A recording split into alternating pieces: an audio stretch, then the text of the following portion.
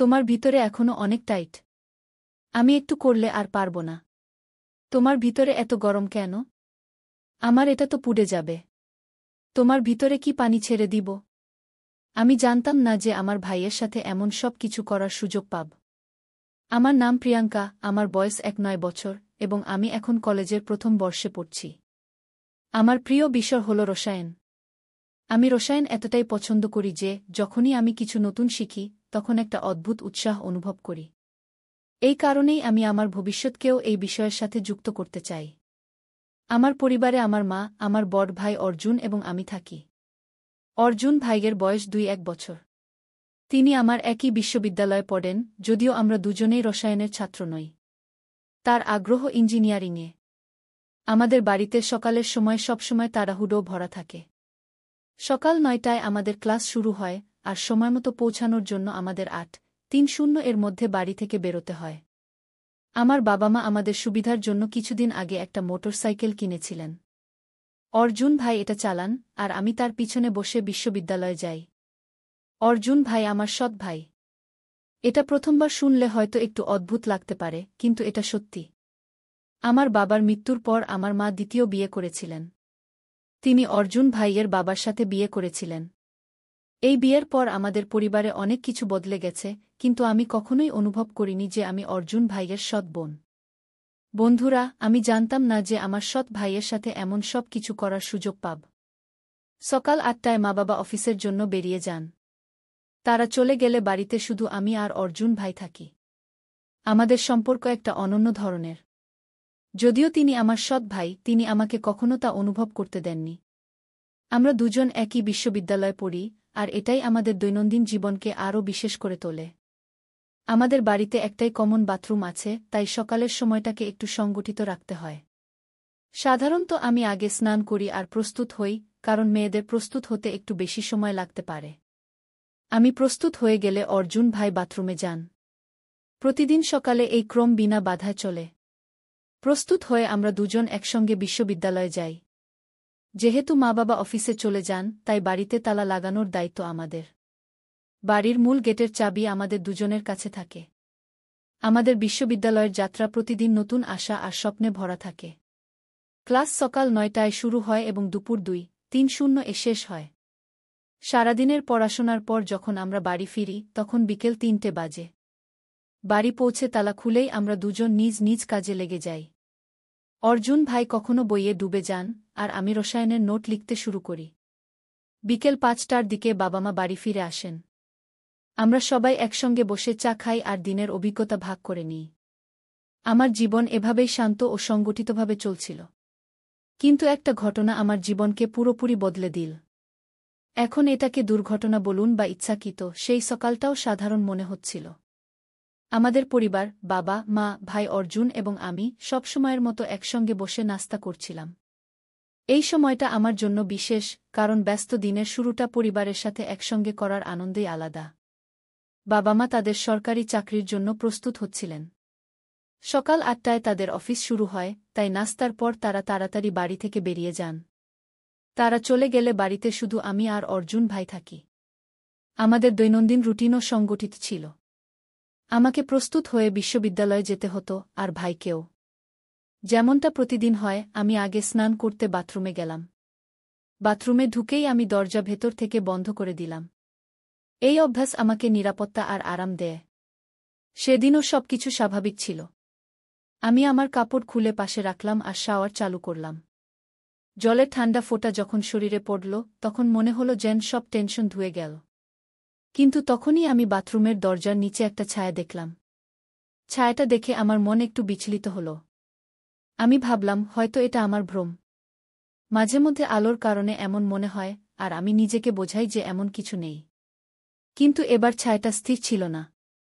মনে হলো যেন কেউ দরজার বাইরে দাঁড়িয়ে আছে আর নড়ছে। আমার হৃদস্পন্দন তীব্র হয়ে গেল। আমি নিজেকে শান্ত রাখার চেষ্টা করলাম। হয়তো এটা আমার ভ্রম। আমি নিজেকে এই বলে সান্ত্বনা দিলাম আর শাওয়ার চালিয়ে রাখলাম। মুখে সাবান লাগানোর সময় আমার চোখ আবার দরজার দিকে গেল, আর এবার আমি দেখলাম যে ছায়াটা সত্যিই নড়ছে। আমার ভেতরে ভয় আর রাগের এক অদ্ভুত মিশ্রণ জন্ম নিল।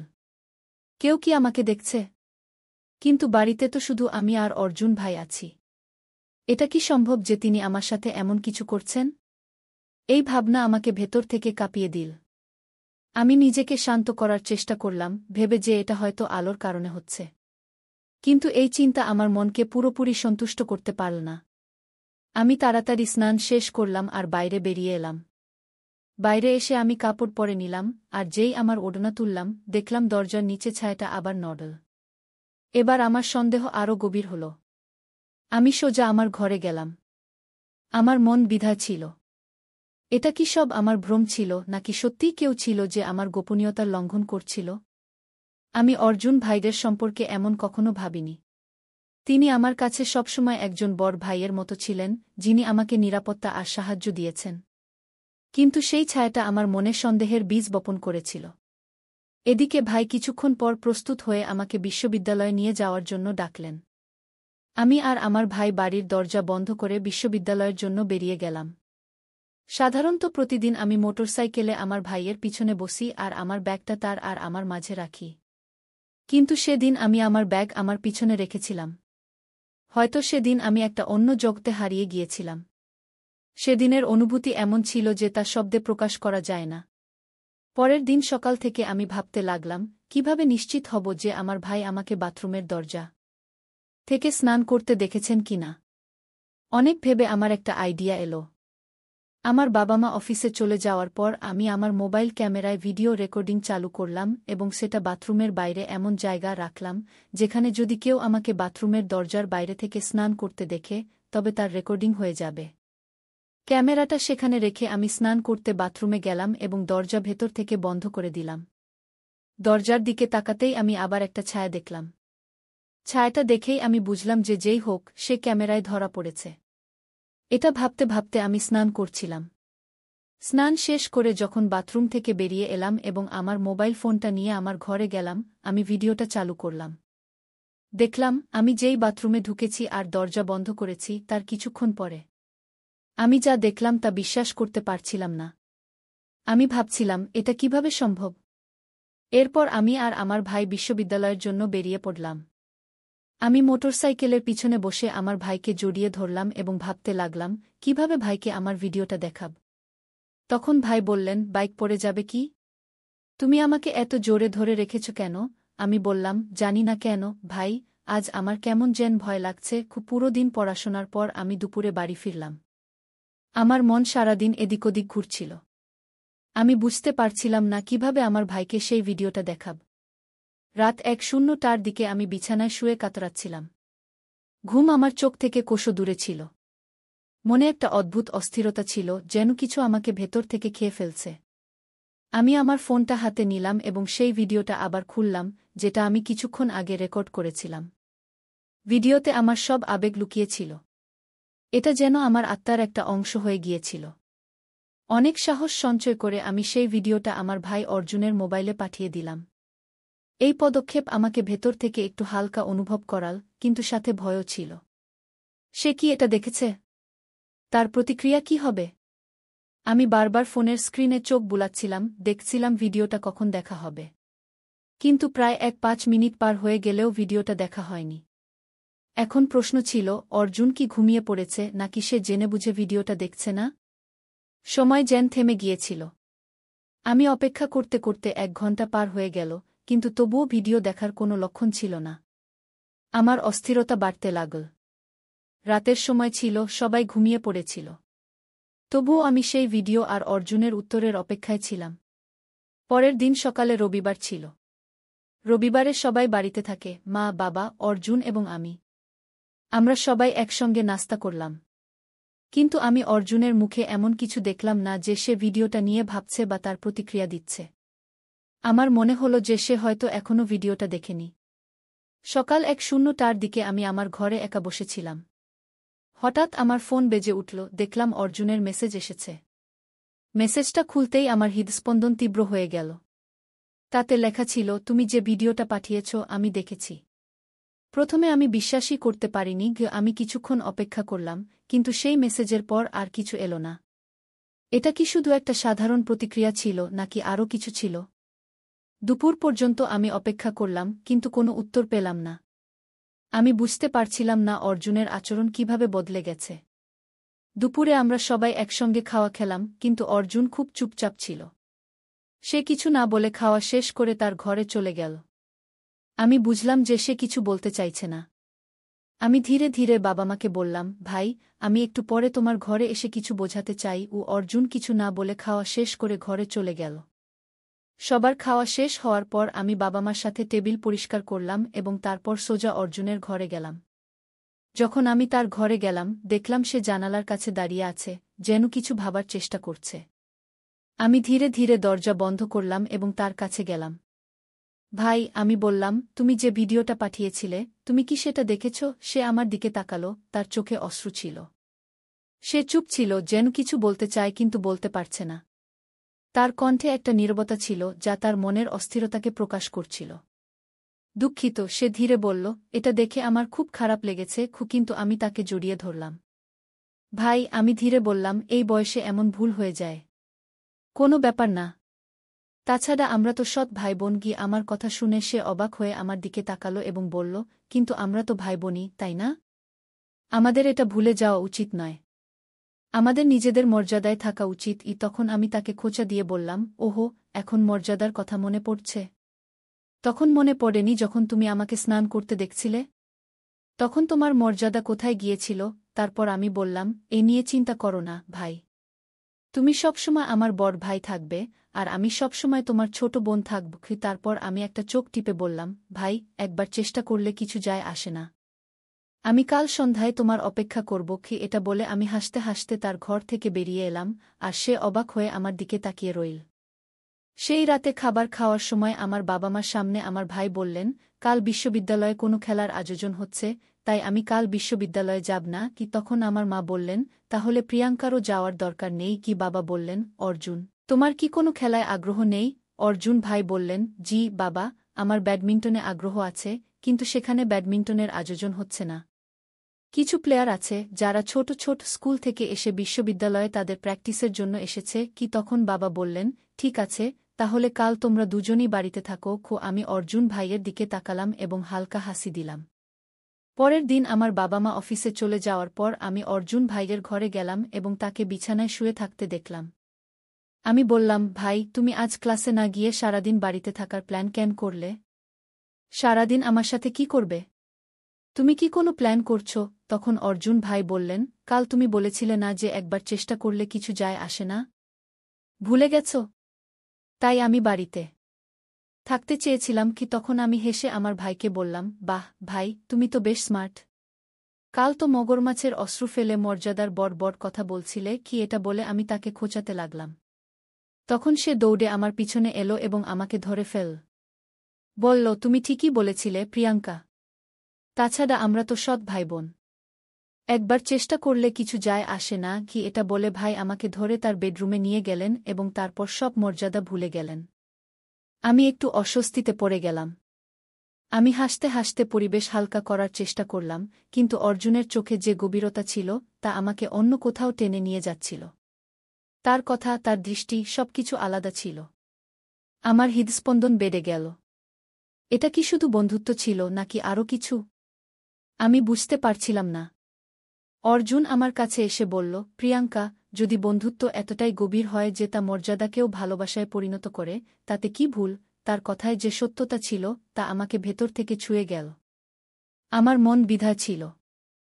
হৃদয় বলছিল যে সে হয়তো ঠিক বলছে, কিন্তু আমার মন বারবার আমাকে থামিয়ে দিচ্ছিল। আমি তাকে বোঝানোর চেষ্টা করলাম, অর্জুন, আমরা বন্ধু। আমাদের বন্ধুত্বের একটা সীমা আছে। তুমি এই সীমা লঙ্ঘন করতে পারো না। অর্জুনের মুখে তখনও হাসি ছিল, কিন্তু তার চোখে একটা গভীরতা ছিল। সে বলল, প্রিয়াঙ্কা, আমি কখনো কারো প্রতি এমন অনুভব করিনি। যখন থেকে তুমি আমার কাছাকাছি এসেছ, আমার মনে হয় আমি সম্পূর্ণ। যদি তুমি মনে করো আমি ভুল, তাহলে আমি তোমার সব কথা মেনে নেব। শুধু আমাকে বলো, তোমার হৃদয়ে আমার জন্য কি আছে? আমার মনে হলো যেন আমার হৃদস্পন্দন এক মুহূর্তের জন্য থেমে গেল। আমি তার চোখের দিকে তাকালাম এবং হঠাৎ বুঝলাম যে এটা শুধু বন্ধুত্ব নয়। আমার হৃদয়ের কোনো গভীর কোণে আমিও এটাই অনুভব করছিলাম। কিন্তু ভয় ছিল। আমরা কি এটা করতে পারি? আমার চোখে অশ্রু ছিল। আমি ধীরে বললাম, অর্জুন, আমার ভয় করছে। যদি আমরা এই পদক্ষেপ নিই তাহলে সবকিছু বদলে যাবে। আমাদের সম্পর্ক, আমাদের বন্ধুত্ব, সবকিছু। অর্জুন আমার কাছে এসে আমার হাত ধরে বলল, প্রিয়াঙ্কা, পরিবর্তনের ভয় পাওয়ার দরকার নেই। যদি আমাদের সম্পর্ক সত্যি হয় তাহলে এই পরিবর্তন আমাদের কিছু নতুন এবং সুন্দর দেবে। আমি তোমাকে কখনো কষ্ট দেব না, এটা আমার প্রতিশ্রুতি। তার কথায় এতটাই বিশ্বাস ছিল যে আমি নিজেকে থামাতে পারলাম না। আমি হালকা হাসির সাথে বললাম, তাহলে তুমি কি সত্যিই আমাদের সম্পর্ককে এতটা গুরুত্ব দাও? অর্জুন আমার চোখে চোখ রেখে বলল, তোমার বিনা আমার জীবন অসম্পূর্ণ। আমি গভীর শ্বাস নিলাম এবং অনুভব করলাম যে আমার হৃদয় তার কথাগুলো পুরোপুরি গ্রহণ করেছে। আমরা দুজন আমাদের হৃদয়ের আবেগ একে অপরের সাথে ভাগ করে নিলাম এবং তারপর একে অপরকে জড়িয়ে ধরলাম। সেই মুহূর্ত আমার জন্য বিশেষ ছিল, কারণ আমরা আর শুধু বন্ধু ছিলাম না। আমরা একটা নতুন যাত্রা শুরু করছিলাম, যেখানে ভালোবাসা এবং বিশ্বাস আমাদের পথপ্রদর্শক ছিল। কিন্তু এই যাত্রা একটা গোপনীয়তা ছিল। আমরা জানতাম যে এখনই এটা পৃথিবীর কাছে বলা ঠিক হবে না। পরের দিন সকালে যখন আমি উঠলাম তখন একটু অস্বস্তি অনুভব করছিলাম। আমার চিন্তায় দ্বিধা ছিল। আমরা কি ঠিক করেছি? আমরা কি আমাদের আবেগ এভাবে প্রকাশ করতে পারি? অর্জুন আমাকে দেখে জিজ্ঞেস করল, কি হয়েছে প্রিয়াঙ্কা? কিছু ভুল লাগছে? আমি মাথা নিচু করে বললাম, অর্জুন, সবকিছু খুব তাড়াতাড়ি হয়ে গেছে। আমি বুঝতে পারছি না এরপর কি হবে। আমাদের সম্পর্ককে সমাজ আর পরিবার কখনো বুঝবে না। অর্জুন আমার কাছে এসে বলল, প্রিয়াঙ্কা, যখন আমাদের ভালোবাসা সত্যি, তখন আমাদের কারো ভয় পাওয়ার দরকার নেই। কিন্তু তুমি যদি চাও, আমরা এটা গোপন রাখতে পারি, যতক্ষণ না সঠিক সময় আসে। আমি তার দিকে তাকিয়ে বললাম, আমি শুধু এটাই চাই যে আমরা একে অপরকে বুঝি এবং সমর্থন করি। যদি আমাদের মধ্যে ভরসা থাকে তাহলে আমরা সব মুশকিল পার করতে পারব। কিছুদিন সবকিছু ঠিকঠাক চল। আমরা দুজন ঠিক করলাম যে আমাদের আবেগকে আমরা আমাদের পড়াশোনা এবং ক্যারিয়ারের উপর হাবি হতে দেব না। কিন্তু ভালোবাসা এমন একটা জিনিস যা লুকিয়ে রাখা কখনো সহজ নয়। আজ কলেজের ক্যান্টিনে অর্জুন আর আমি চুপিসারে কথা বলছিলাম। আমাদের মধ্যে কিছু বিশেষ ছিল যা আমরা শব্দে বলতে পারছিলাম না, কিন্তু আমাদের চোখে তা স্পষ্ট প্রতিফলিত হচ্ছিল। তখনই আমাদের ক্লাসমেট রিমা আমাদের দেখে ফেল। তার প্রশ্নটা একটু হালকা মেজাজে ছিল, কিন্তু সে যে প্রশ্ন করছিল তা আমার হৃদয়কে একটু নাড়া দিচ্ছিল। আরে, কি চলছে তোমাদের মধ্যে? কিছু গড়বড় লাগছে, রিমা হাসতে হাসতে বলল। আমরা দুজন হকচকিয়ে গেলাম এবং কোনো সঠিক উত্তর না দিয়ে শুধু বললাম, আরে কিছু না, শুধু এমনিই কথা বলছিলাম। আমার মনে হচ্ছিল রিমার কিছু সন্দেহ হয়েছে, কিন্তু আমি কিছু বলতে পারলাম না। তার মনোযোগ এখন আমাদের কথার উপর ছিল। আমি বুঝতে পারছিলাম না এখন কি করা উচিত। সন্ধ্যায় যখন আমি একা বাড়িতে ছিলাম তখন হঠাৎ অর্জুনের ফোন এলো। প্রিয়াঙ্কা, আমার তোমার সাথে দেখা করতে হবে। একটা জরুরি কথা আছে। আমি ঘাবড়ে জিজ্ঞেস করলাম, কি হয়েছে? সব ঠিক আছে তো? অর্জুনের কণ্ঠে একটা নতুনত্ব ছিল, যেন কিছু বড় ঘটতে চলেছে। সে বলল, তুমি ছাদে এসো। কিছুটা অদ্ভুত লাগলেও আমি ছাদে যাওয়ার সিদ্ধান্ত নিলাম। সেখানে পৌঁছাতেই অর্জুন আমাকে দেখে দাঁড়িয়েছিল, তার হাতে একটা গোলাপ ফুল। আমি ঘাবড়ে তার দিকে তাকালাম। সে আমাকে দেখেই বলল, প্রিয়াঙ্কা, আমি তোমার বিনা এক মুহূর্তও ভাবতে পারি না। পৃথিবীর থেকে লুকিয়ে রাখব, কিন্তু এখন আমার মনে হয় এটা আর লুকিয়ে রাখার দরকার নেই। আমি সবার সামনে বলতে চাই যে আমি তোমাকে ভালোবাসি। আমি চুপ হয়ে গেলাম। সে কি সত্যি এটা বলছে? আমার হৃদয়ে একটা ঝড় উঠল। তার কথাগুলো এতটাই সৎ এবং সত্য ছিল যে আমার বুঝতে সময় লাগল। তার কথাগুলো আমাকে শিহরণ অনুভব করাল, কিন্তু সাথে ভয়ও লাগছিল। আমি ধীরে বললাম, অর্জুন, তুমি কি জানো এর মানে কি হবে? পরিবার, বন্ধু, সমাজ, সবাই আমাদের প্রশ্নের মুখে ফেলবে। সে আমাকে গভীর দৃষ্টিতে দেখে বলল, আমার কিছু যায় আসে না, প্রিয়াঙ্কা। আমার শুধু তোমার সঙ্গ চাই। তুমি আমার সাথে থাকলে আমি সব চ্যালেঞ্জ মোকাবেলা করতে পারি। তার চোখে ভালোবাসা এবং বিশ্বাসের গভীরতা ছিল, যা আমি অনুভব করছিলাম। আমার ভেতরের ভয় কিছুক্ষণের জন্য কমে গেল। আমার চোখে অশ্রু ছিল এবং আমি কিছু না বলে তার দিকে এগিয়ে গিয়ে গোলাপটা নিলাম। ধীরে বললাম, যদি তোমার ভালোবাসা এতটাই মজবুত হয় তাহলে আমিও সব চ্যালেঞ্জ মোকাবেলার জন্য প্রস্তুত। কিন্তু আমাদের বুদ্ধিমত্তার সাথে এগোতে হবে। আমরা দুজন একে অপরকে জড়িয়ে ধরলাম। সেই মুহূর্তে আমি অনুভব করলাম যে আমাদের সম্পর্ক এখন আর শুধু বন্ধুত্ব নয়। এটা একটা আবেগ ছিল যা আমাদের জীবনকে একটা নতুন মোড় দিতে পারে। এখন আমরা শুধু আমাদের সম্পর্ক নিয়ে ভাবতাম, অন্য কারো কথা ভাবতাম না। আমরা জানতাম যে আমাদের এটা পৃথিবীর থেকে লুকিয়ে রাখতে হবে, কিন্তু আমাদের আবেগ এখন সত্য ছিল। সেই দিনটা একটা নতুন যাত্রার শুরু ছিল। আমাদের মধ্যে ভালোবাসা ছিল, বিশ্বাস ছিল এবং একে অপরের সঙ্গ ছিল। আমরা দুজন ঠিক করেছিলাম যে আমরা কখন এটা সবার সামনে আনব, কিন্তু এখন আমরা শুধু আমাদের সম্পর্কে বিশ্বাস করতে চাইতাম। একদিন যখন আমরা দুজন কলেজের কাছে একটা ক্যাফেতে বসেছিলাম, আমি অর্জুনকে জিজ্ঞেস করলাম, তুমি কি সত্যিই মনে করো আমাদের সম্পর্ক মজবুত থাকবে? তুমি কি কখনো ভেবেছ যে আমাদের সম্পর্ক যদি আমাদের পরিবার আর বন্ধুদের উপর প্রভাব ফেলে? অর্জুন হেসে আমার দিকে তাকিয়ে বলল, প্রিয়াঙ্কা, ভালোবাসা যে কোনো কঠিনাইয়ের থেকে বড়। যদি আমরা একে অপরের সাথে থাকি, তাহলে আমাদের যে কোনো পরিস্থিতির মোকাবেলার জন্য প্রস্তুত থাকতে হবে। আমি জানি আমাদের অনেক চ্যালেঞ্জ মোকাবেলা করতে হবে, কিন্তু আমি তোমার সাথে আছি, আর এটাই আমাকে শক্তি দেয়। সেই দিন আমি অনুভব করলাম যে আমাদের সম্পর্ক শুধু একটা তরুণ জুটির ভালোবাসা নয়, বরং এটা একটা সঙ্গীত ছিল। আমরা দুজন ঠিক করলাম যে আমরা আমাদের সম্পর্ককে সময় দেব, যাতে আমরা এটা ভালোভাবে বুঝতে পারি।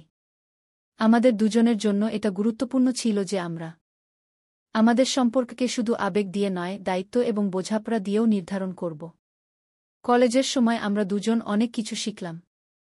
একে অপরের সাথে কাটানোর সময় আমাদের শুধু ভালোবাসাই নয়, বিশ্বাস, সম্মান এবং বোঝাপড়ার মূল্যও শিখিয়েছে। আমাদের বন্ধুত্ব এবং ভালোবাসা এখন একে অপরের সমর্থন এবং উৎসাহে পরিণত হয়েছে।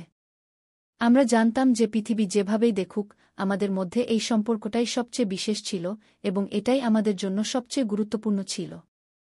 আমরা দুজন একে অপরের সাথে মিলে এই শিক্ষা পেয়েছি যে ভালোবাসা শুধু শব্দে নয়, বরং বোঝাপড়া, সম্মান এবং ভরসায় থাকে। এটাই সেই শক্তি ছিল যা আমাদের এই সম্পর্ক নিভিয়ে নেওয়ার প্রেরণা দিয়েছে। তো বন্ধুরা, এই গল্প তোমাদের কেমন লাগল? কমেন্ট করে অবশ্যই জানাও। পরের গল্পে আবার দেখা হবে। ততক্ষণ নিজের খেয়াল রাখো।